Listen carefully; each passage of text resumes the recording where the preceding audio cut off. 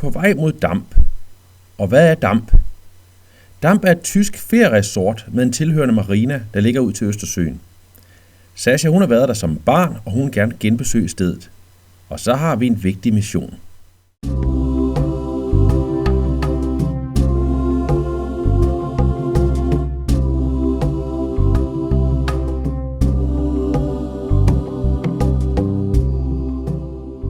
Det handler om destinationen, men i lige så høj grad om rejsen dertil.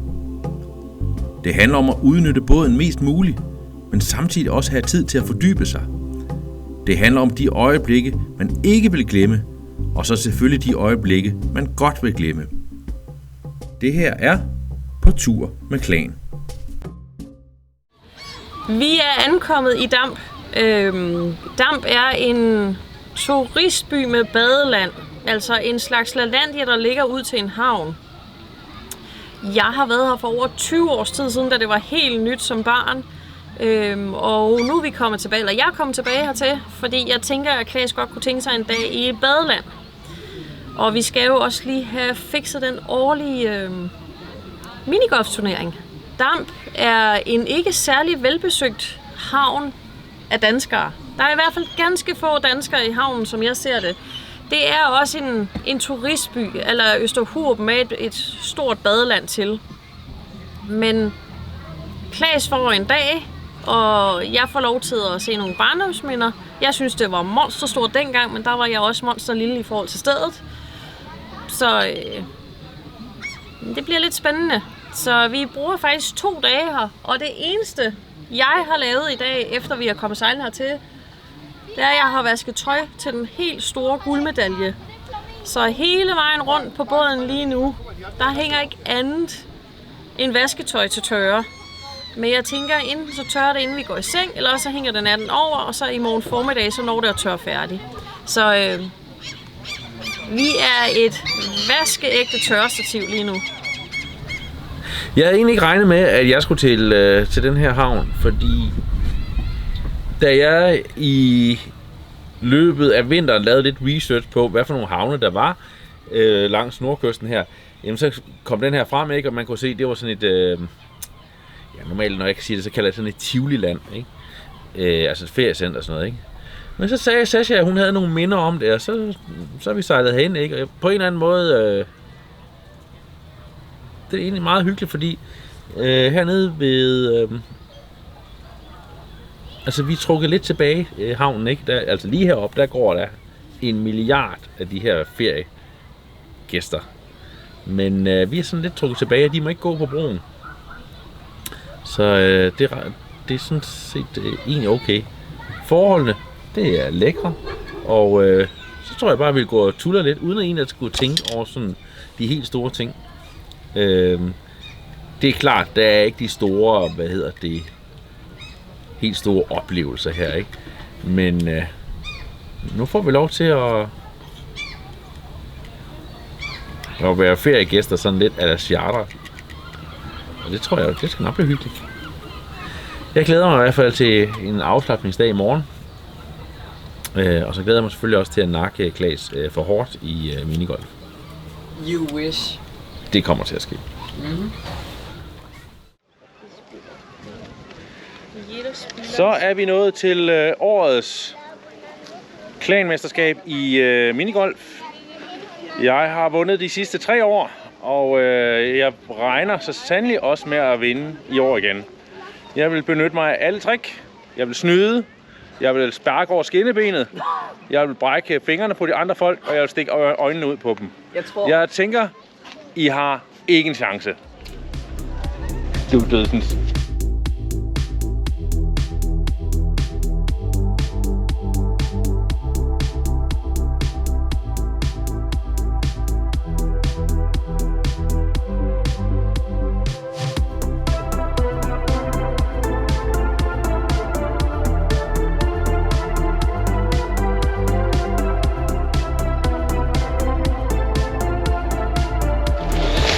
Jeg er råt presset. Det er ikke sikkert, at jeg vinder i dag.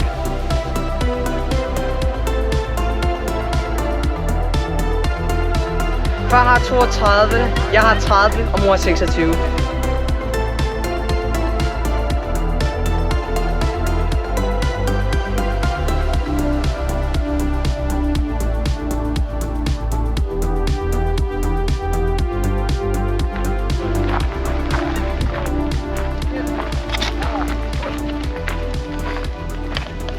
Jeg vil sige, Jeg ligger, hvad du siger for. det så i lang tid ud til, at jeg stod til at tabe. Altså, Jeg er ikke med på noget. jeg stod til Jeg er ikke med. jeg så ud til, at jeg ville tabe rigtig, rigtig stort. Og jeg vil vinde indtil bane... Timor. Ja, bane Ja. til og med bane 9, der hvor jeg vinder. Så var Klaas foran et godt stykke tid. Og så ved jeg faktisk, så var der en bane, hvor det gik galt. Katastrofen er indtruffet. Nej. Hvordan kan det ske? Så jeg kunne rent faktisk have fået en anden plads. I går så meget op i hinanden, I glemmer, at der er en tredje spiller med. Nej, det er en katastrofe, det her. Og jeg er der for 2 år her.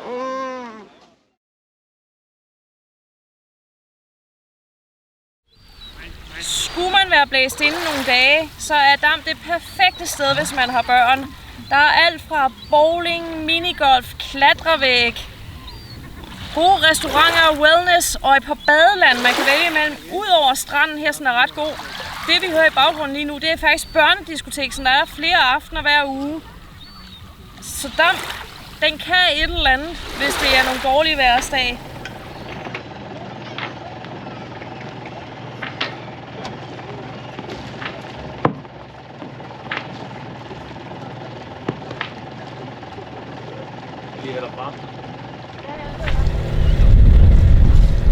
Vi er nu på vej ud af Damp efter et par hyggelige afslapningsdage. Og dagen i dag venter, ja, det lover noget sydlig vind, ikke så kraftig, og så 30 grader. Skulle nok, jeg kan godt risikere at komme noget torden i løbet af aftenen. Og vi skal mod syd. Vi skal som regel sædvanligt den vej, ved pilen den peger.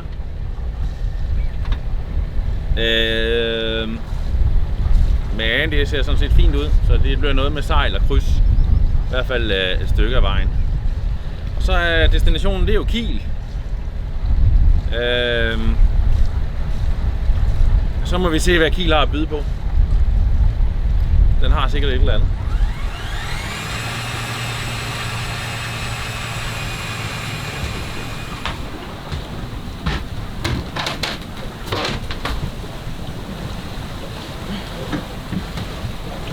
Vil du sige, hvor vi er?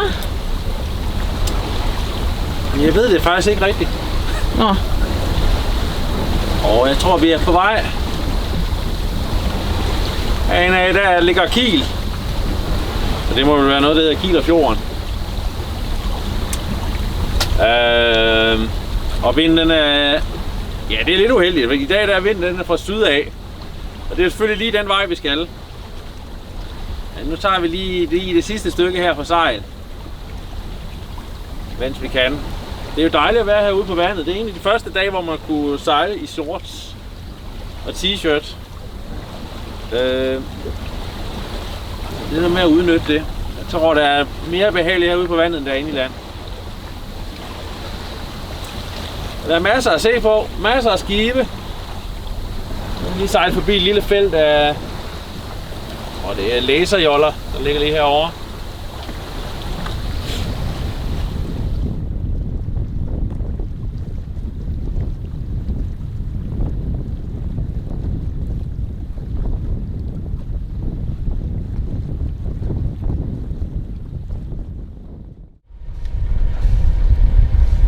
Vi er nu gået ind i... Vi sejler nu ind i den smalle del her omkring Kiel.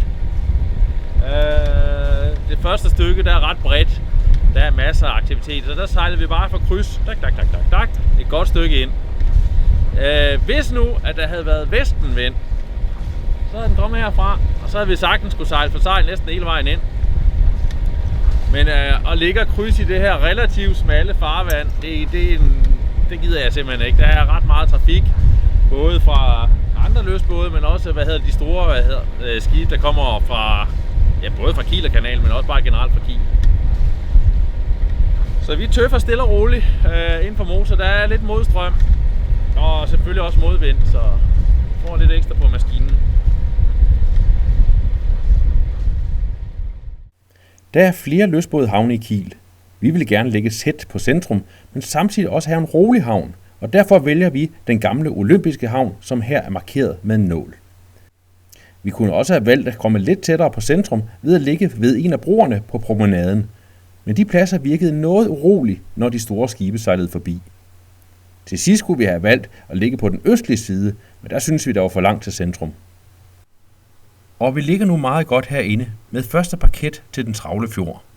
Hele døgnet sejler små og store skibe forbi, og man kan sagtens fornemme, at fjorden er en vigtig del af Kiel. Både for erhverv, men i lige så høj grad som rekreativt område for beboerne. Det er jo Sascha, der hiver sejlet ned, når vi skal hæve sejlet ned. Og her taler vi altså om storsejlet. Og den anden dag, der sagde hun til mig, at hun havde opdaget en fejl ved bommen. Og det er jeg egentlig meget glad for, fordi da jeg sådan ligesom går hen og kigger på det, så kan jeg da godt se, at det er noget, der skal gøres noget ved ret hurtigt, fordi ellers får vi da nok en trælstur på et tidspunkt. Altså det er jo heldigvis ikke noget, der ikke kan fikses ret nemt, men man kan se her, at skruen her, eller møtrikken, der holder hanefoden her, den er simpelthen bevæget sig ud.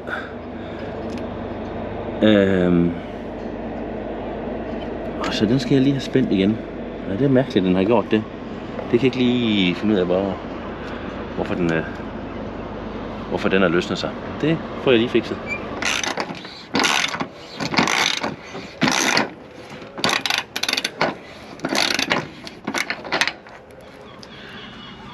Så burde den lille sag være fikset igen. Det var forholdsvis simpelt. Hvis så bare alle opgaver var sådan, så var det til at finde ud af. Nu holder vi lige lidt øje med, om den arbejder sig ud igen. Det burde den altså ikke kunne. Jeg forstår ikke rigtig, hvorfor den har gjort det. Vi kigger på det. Vi cykler ud for at kigge på sluserne til Kielerkanalen. For selvom vi ikke har nogen konkrete planer om at sejle ud i verden, er det sjovt at tænke på, at det ville være her, vores rejse ville begynde. Og så cykler vi langs den flotte promenade ind til byen. Sascha har brug for at få tilfredsstillet sit shoppergen, og Klaas og jeg har brug for en burger. Vi ligger ude i Sportshavn her i Kiel, som ligger cirka 3 km fra byen af. Og det passer med, at vi tog cyklen, men man kan også sagtens gå. Og stort set hele vejen ind, der følger man havnepromenaden, som også er en attraktion, som er værd ligesom at kigge på her i Kiel. Det er ret hyggeligt langs den her havnepromenade. Alt i alt, altså der er jo ikke meget historie her i Kiel, fordi det hele, det blev jo bombet under krigen. Så det hele er nyt, og man regner med, at det er cirka 60% af Kiel, der blev bombet under krigen. Og det vil sige, at meget af det er moderne bygninger, men der ligger lige omkring det gamle marked, faktisk lige ved, den hed den Danske Gade, der ligger faktisk deres bymuseum, og der er nogle enkelte originale huse, og så selve Nikolajkirken, det er altså værd at gå ind og kigge i den, for man kan se, at de har nogle få enkelte ting, som der har overlevet den her bombning, men at det meste inde i kirken faktisk er topmoderne, så det er topmoderne blandet med noget rigtig flot gammelt træsnit.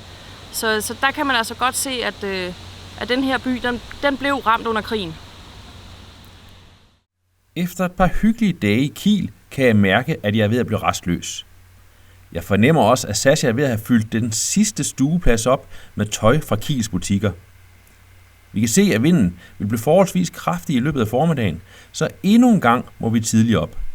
Kursen den bliver lagt mod La Bøge, som ligger i udmundingen af fjorden. Men mere om det næste gang.